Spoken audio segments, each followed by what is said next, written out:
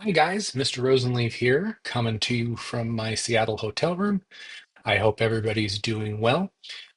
With Ms. Crawford gone today, I thought I'd make a quick video, kind of a compressed New Deal type video, so that you could get at least a sense of it beyond what's in the text and what you did in the assignment.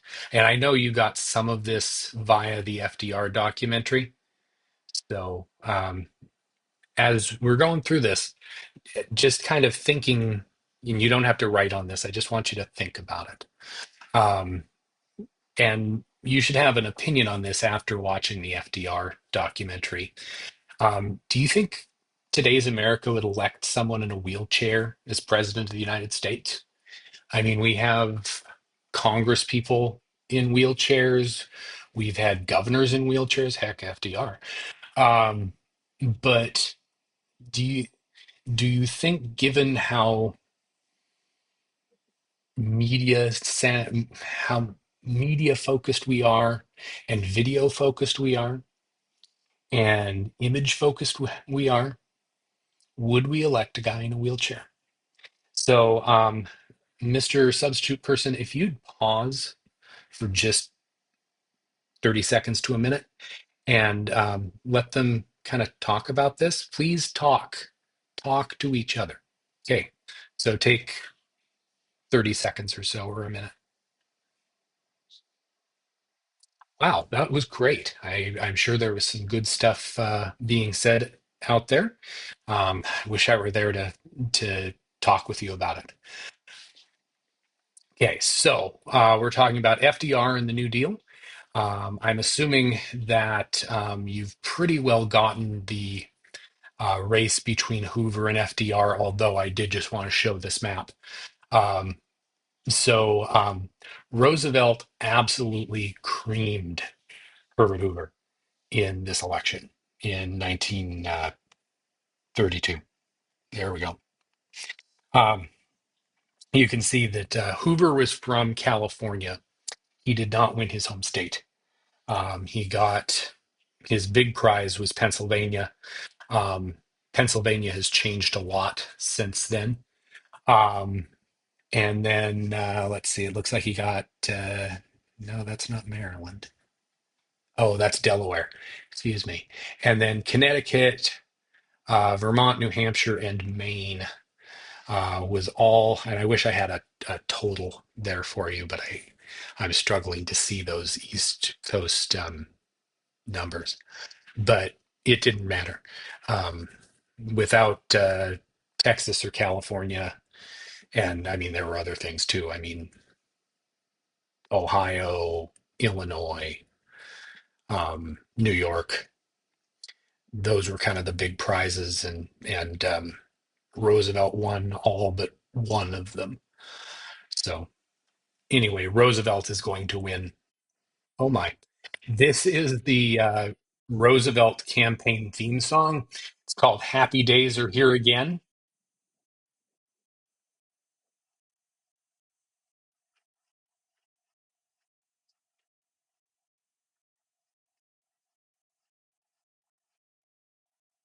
Okay, there we go. So Roosevelt is inaugurated. I think inaugurations were still um, in March at that time. I think it'll be during Roosevelt's term, though, that they switch over to being in January. But his inaugural address kind of goes down in history. I'm going to hope this doesn't get content struck. I mean, it's old enough; it shouldn't. But if if it just goes no sound for a while, um, you could just skip ahead. This is one of the most famous speeches in American political history.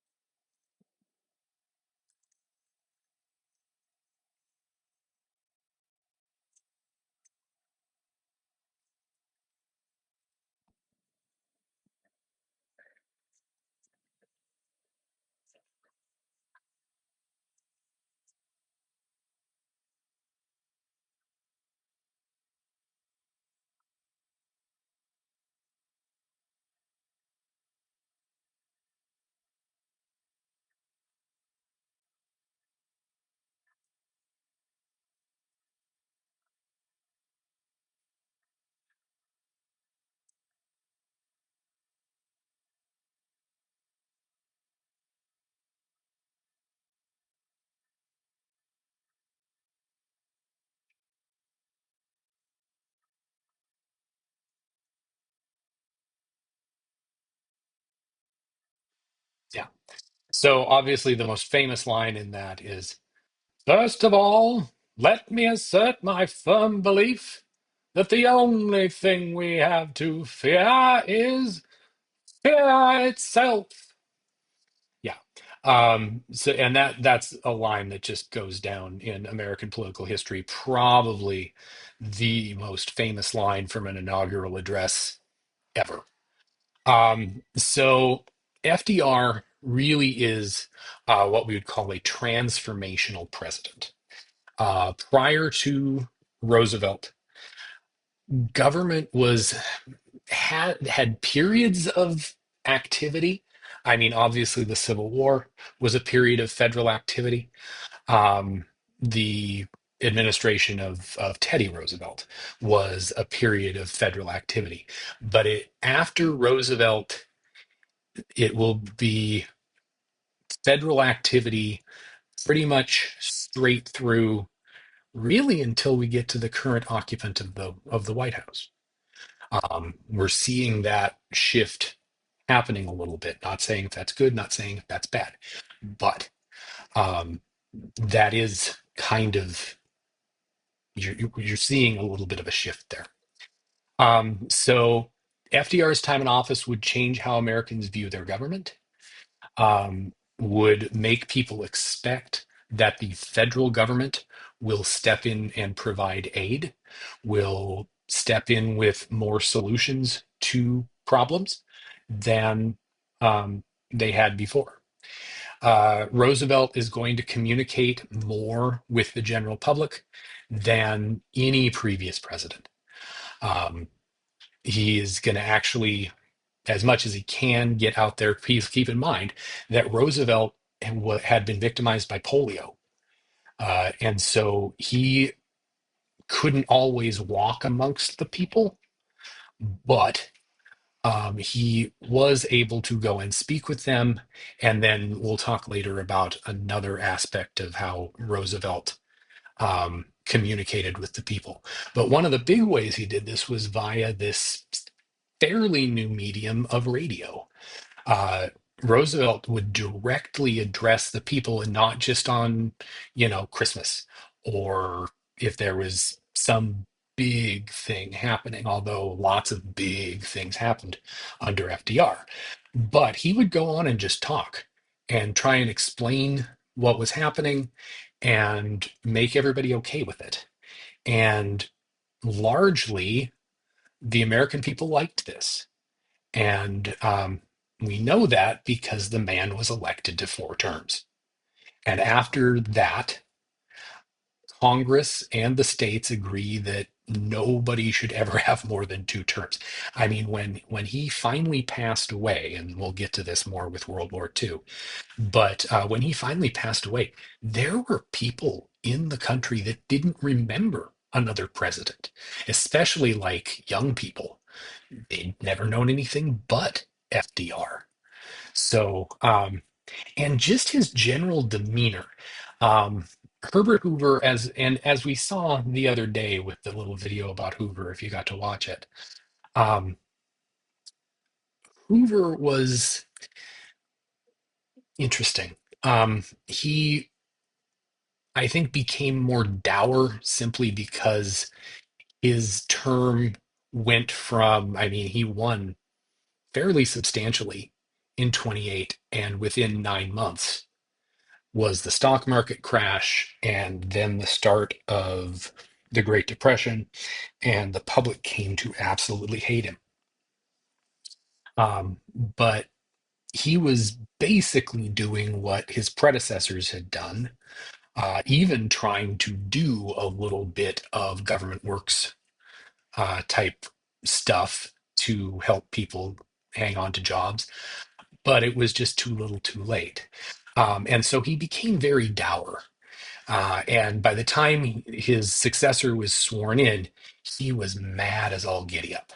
And I think they probably talk about this in the FDR documentary, but Hoover was ticked. And on the day of the inauguration, he wouldn't even talk to Roosevelt. They rode to the Capitol in silence.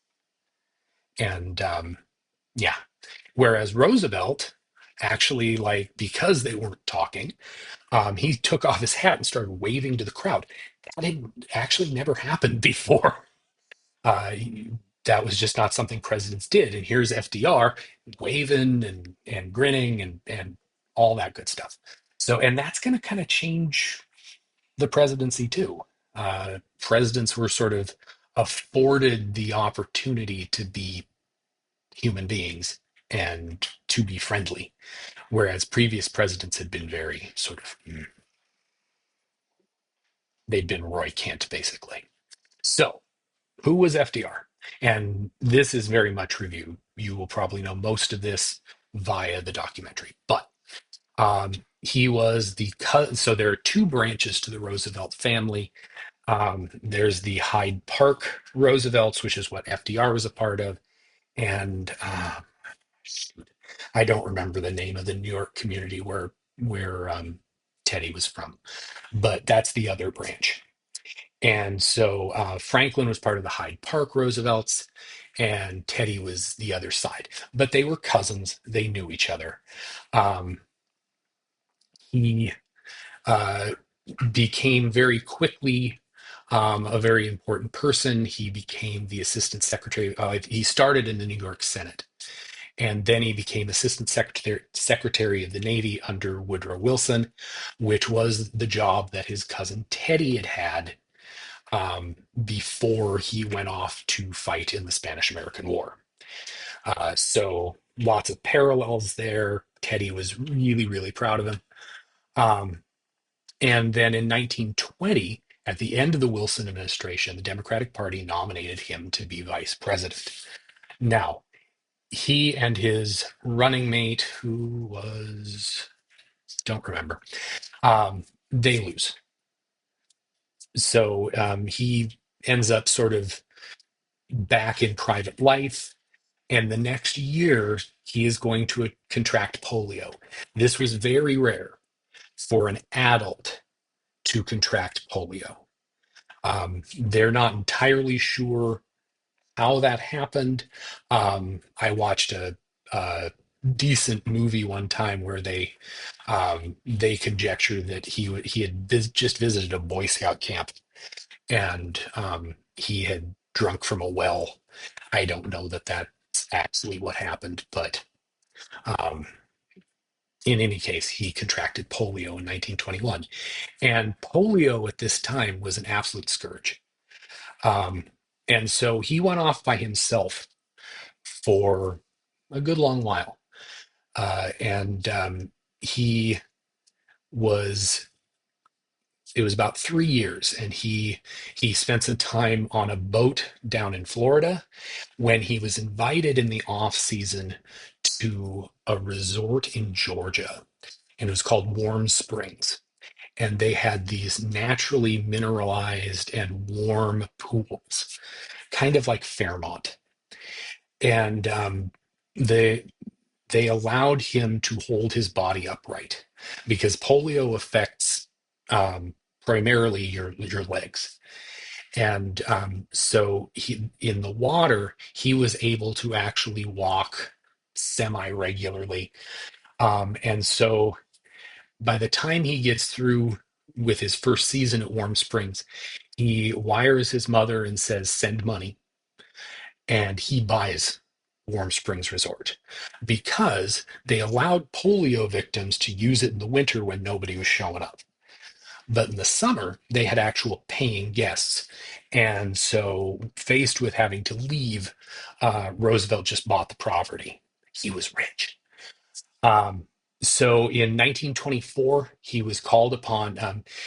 In his absence, his wife, Eleanor, and his sort of campaign manager guy, Louis Howe, had kept his name in play in New York politics. And so in 1924, he was called upon to present a nominating speech at the National Democratic Convention for a guy named Al Smith. Smith was the governor of New York, and he was running for president. Now, Smith was not nominated that year, but he was still in it at the convention.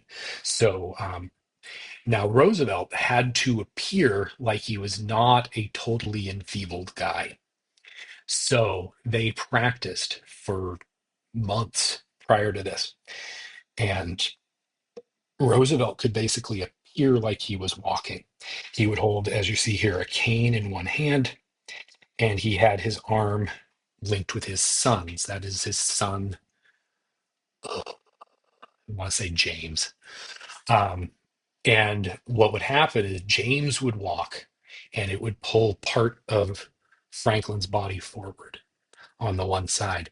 And then he would use the cane and pull the other half forward. And they practiced this so it would look semi effortless. And so Roosevelt had to walk up to the podium to do this speech.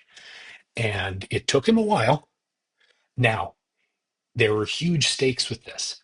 Had he fallen, which could very well have happened, um, he would have been out politically. Done. But his upper body was strong, practically superhuman. His son was a military guy, and so he had a very strong upper body, and they managed to make it work. He did have to do the last couple of feet on his own, and he did make it. Again, took him a while. He got up there. So people didn't necessarily, they knew he had polio, but they didn't necessarily know how bad it actually was.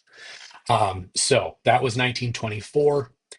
He sort of retreats back to Warm Springs.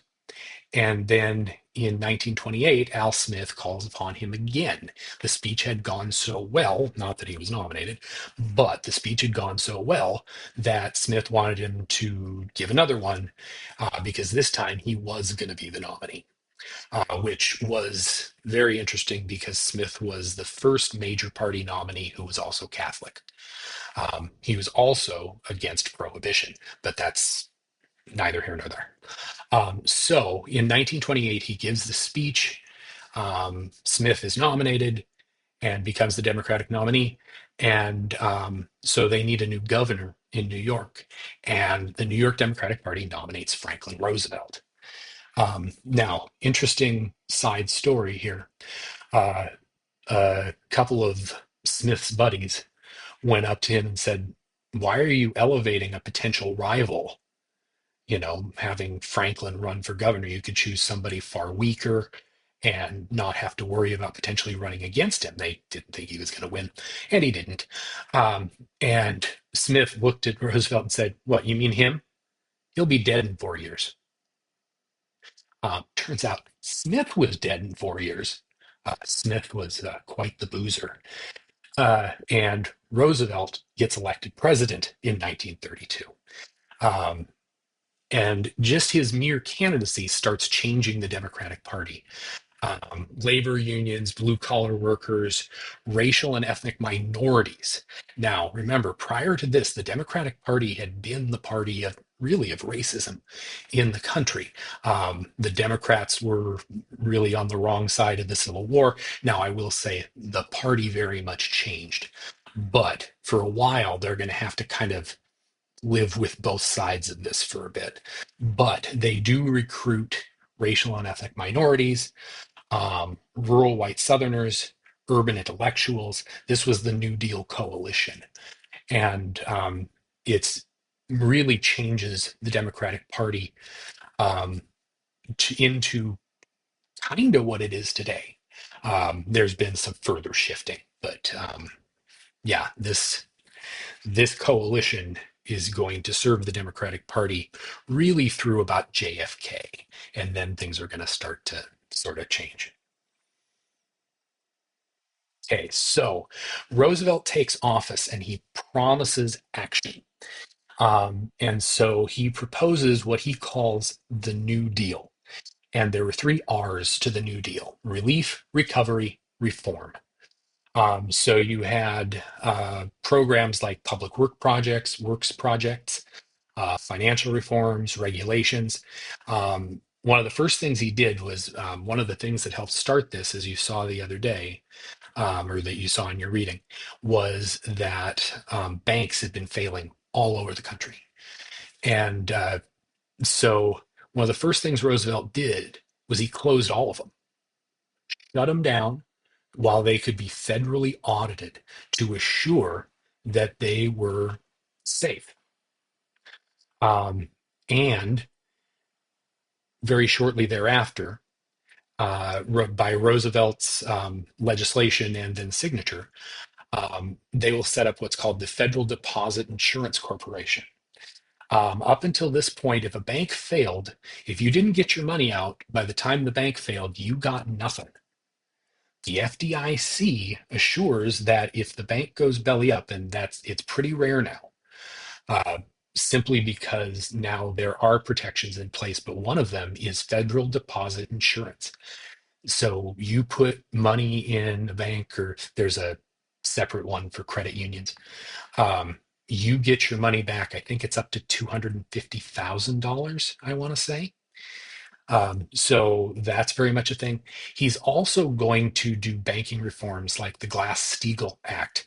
Glass-Steagall separated commercial banking from investment banking. So commercial banking is like what you and I use, right? We have a savings account, we have a checking account. Um, it's what we think of as banking. Investment banks primarily served more wealthy individuals and businesses that were looking to make other investments. The reason they had to separate the two was that banks were playing both sides in the lead up to the stock market crash and the Great Depression. And you had banks using people's deposit money to give out loans to buy stocks. And that obviously didn't work out so well. Glass-Steagall lasted until the mid 1990s when it was repealed by Congress and signed by President Clinton. Securities and Exchange Commission to police Wall Street.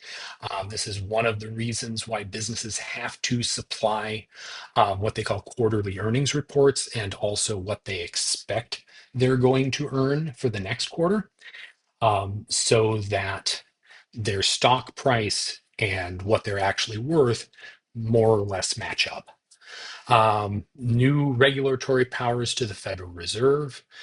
Um, he's going to end prohibition. It's going to start with legalizing beer, and then that provided time for the states and the federal government to pass a constitutional amendment ending prohibition. One of the things that happens in the beginning of Franklin's term um, becomes the significance of the first 100 days in office. Roosevelt passes an absolutely unheard of number of bills into law during that first 100 days. In fact, it's his first 100 days that are the metric by which other presidents are judged. I don't remember how many, I think it was close to 100 pieces of legislation that he managed to pass in that first 100 days. And it's what every other president is judged by. At the beginning of a term, you're always going to hear about the first 100 days, the first 100 days. And that's because of Roosevelt. So Roosevelt, as part of this New Deal, also set up a bevy of agencies. And this is not an exhaustive list by any means, but they were known as the alphabet soup agencies because they all had abbreviations that were 3 or 4 letters in length. So things like the Federal Emergency Relief Administration, if it was not really possible for you to either hold down a job or get a job immediately, you could get relief, so some temporary money via FERA. And then eventually a job could be found for you. The Public Works Administration, this oversaw a number of projects, including if you ever walk through the city of Anaconda, especially in the residential areas, a lot of the sidewalks are stamped with PWA or WPA. They were kind of similar programs. Um, and that was from the New Deal. So if you ever make it to Anaconda, Montana, which is a pretty town in its own way, Civilian Conservation Corps. This paid people to go clean up national forests and national parks. Um, this one, by the way, is struck down by the Supreme Court. Federal Trade Commission, and there was mortgage relief via the Federal Trade Commission, so that people who had lost their homes or were in process of losing their homes could maybe keep their homes. Agricultural Adjustment Administration, this helped control prices of agricultural produce, both so that farmers could make a living, as well as sort of balancing that out so that people could buy it. This one's also struck down by the Supreme Court. Rural Electrification Administration. There were lots of places in America that did not have electricity. And to wait for corporations to do it, the corporations would say, well, this doesn't work for us. It doesn't work for our balance sheets. There aren't enough people there to make customers to make this worth our while. So the Rural Electrification Administration, REA, this goes along with like the Tennessee Valley Authority. Um, they will create dams. So a number of the dams here in this area were built under the New Deal. And the federal government essentially became, at least temporarily, kind of a little electric company, or they would set up little electric companies like the Tennessee Valley Authority to provide electricity for rural areas that otherwise wouldn't have it. And that's a huge reason why most rural areas, at least where there are people, are going to have some form of electricity. And it really takes America from sort of an extension of the 1800s into the 1900s and forward. More alphabet soup agencies, National Industrial Recovery Act, which was there to kind of help out businesses to try and. So the idea with the New Deal primarily was, okay, we can give people jobs and get them back to work so that they can spend money. Once they can spend money, private business can then afford to start hiring people, and eventually we won't need these government jobs because there will be private jobs. Um, that kind of works out, and then they pause the New Deal at the end of the first term, and we slip actually back into a recession until they kind of restart the New Deal. Social Security. Um, Prior to Social Security, people basically worked until they died or they could no longer work. And if they couldn't work, they'd better hope they have family they can move in with because otherwise they're going to starve. So Social Security allowed people for the first time to actually be able to retire. It wasn't a ton, but it was enough. It may not necessarily be enough today, depending on circumstance. National Labor Relations Act and the National Labor Relations Board. The act sets up the board, but this was to sort of empower um, people to have more say in their working conditions, to be able to bargain collectively for wages and conditions and things like that. And the National Labor Relations Board would certify, one of the things they would do was certify um, union elections. So if a workplace wanted to form a union, the National Labor Relations Board would actually run the election so that it was not the employer, because the employer says, oh, I'm going to take these ballots in the back and count them, and they're going to lose that, the union's going to lose that election. So this was certainly more fair. Civil Works Administration, sort of like the Works Progress Administration or the Public Works Administration, um, would provide jobs to do important things. National Recovery Administration, this was another one where they were working with private businesses. Um, and again, this one is also struck down by the courts. So also what was happening during the Roosevelt administration was things were changing on racial grounds. Now, there was some good, there was some that was not so good. Um, a lot of the New Deal programs were closed to minorities. So at this point, Roosevelt was having to sort of navigate this weird little walkway between the progressive part of the Democratic Party and the sort of old school, more racist part of the Democratic Party. And so he had to appoint some of these generally Southern Democrats to positions in the federal government. And so, depending on who was administering the program, some of these programs were closed to minorities, some were not. Uh, there was something called the Indian New Deal, which changed how the government related to tribes. It ended like the boarding school policy and some of these other really detrimental policies that had been tried by previous administrations.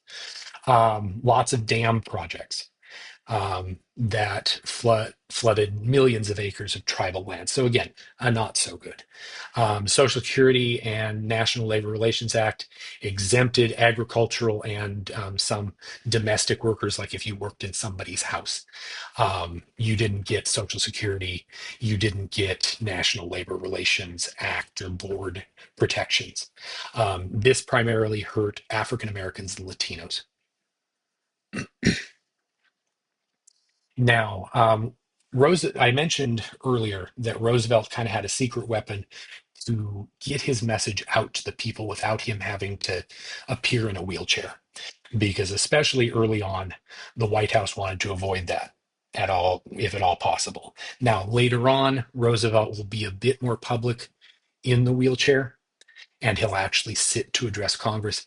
But in the early days, if Franklin couldn't go out, and even Franklin would even like drive into stadiums and things like that and address people. They would build special ramps and special platforms that would hold his car. And he had a special vehicle there. The seat would swivel to the side, and they would just put a microphone in front of him. But if that wasn't possible, he'd send his wife. Um, and she really served as Franklin's legs. One of the things she did early on, so early on in Franklin's term, the bonus marchers came back to Washington. And Roosevelt did not say he was going to actually sign the bonus bill, and he didn't. Eventually, Congress will pass it over his veto. But many of the bonus marchers were sort of mollified by the fact that Roosevelt sent his wife to meet with them. One of the marchers, I think the quote was, Hoover sent the army, Roosevelt sent his wife. And she was probably more progressive than Franklin was. And so she was able to really meet with them and kind of get through to them. And one of the things that did happen with them was they were offered positions. Usually the Civilian Conservation Corps was a group that you couldn't be married to be in it. Roosevelt made an exception for the bonus marchers. But eventually, that bonus is paid earlier. The deferred compensation is paid early. She toured New Deal sites. She actually helped run parts of the New Deal. She also wrote a daily newspaper column that was published in several newspapers around the country. It was called My Day, and she continued to write it even after the death of her husband.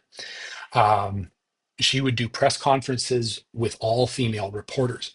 So newspapers actually had to hire female reporters to cover Mrs. Roosevelt because she would not be covered by men. She was really far more progressive than Franklin.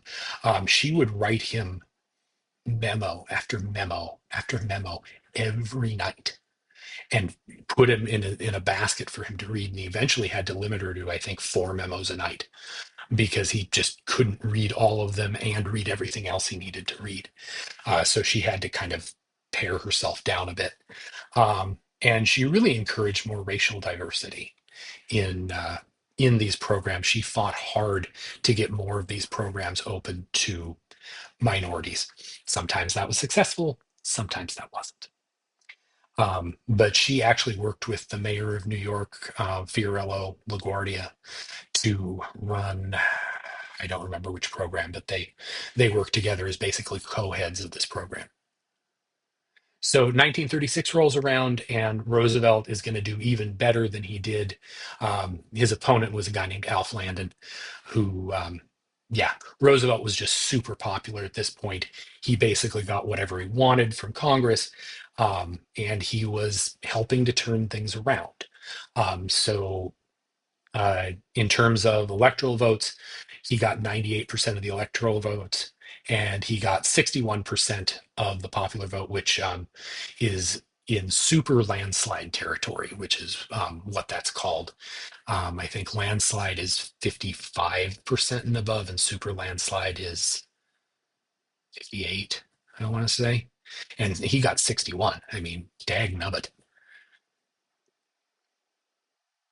So after that, the Roosevelt decided to try and start paring back the New Deal.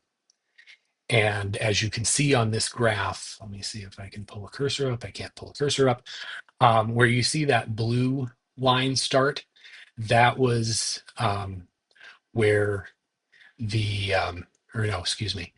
So 30, 36. So about midway through that graph is where you start to see recession hit it, where you see that little spike is where recession starts to hit again, and Roosevelt has to start to sort of re-enable portions of the New Deal, as well as kind of start some new things, because the economy wasn't really ready to stand on its own.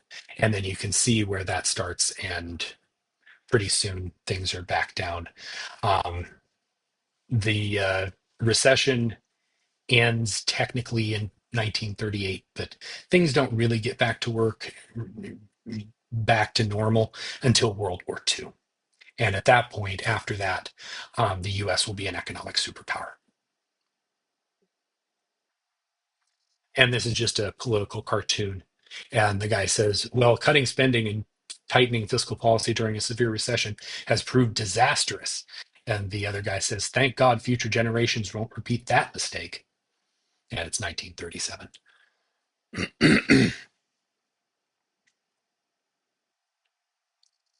So after the 36 elections, Roosevelt is feeling very emboldened, and he was sick of the Supreme Court striking down major parts of the New Deal.